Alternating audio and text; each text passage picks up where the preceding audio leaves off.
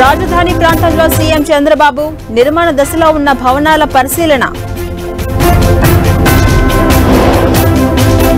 Deputy CM Pawan Kalyan వరుస సమీక్షలు, పంచాయతీరాజ్ గ్రామీణాభివృద్ధి అధికారులతో భేటీలు. కొత్త సర్కారుకి 6 నెలల సమయం ఇద్దాం, హామీల అమలు కోసం పోరాటం చేద్దామన్న జగన్. పర్యాటక భవన్లో మంత్రి జూపల్లి ఆకస్మిక తనిఖీలు, అధికారులు సమయపాలన పాటించకపోవడంపై ఆగ్రహం.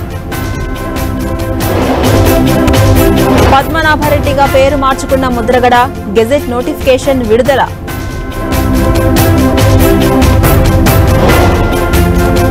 ఎమ్మెల్యే మహిపాల్ రెడ్డి నివాసాల్లో ఈడీ సోదాలు, భారీగా నగదు, డాక్యుమెంట్లు గుర్తించిన అధికారులు.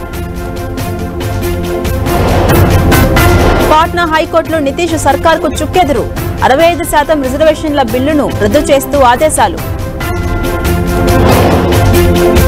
కేజ్రీవాల్ బెయిల్ పిటిషన్పై వాదనలు పూర్తి, తీర్పు రిజర్వ్ చేసిన రౌస్ అవెన్యూ కోర్టు.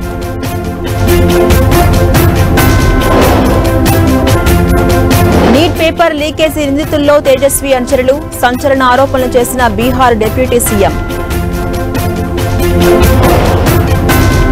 బంగారం ప్రియులకు షాక్, 4 రోజుల తర్వాత మళ్లీ పెరిగిన పుత్తడి ధర.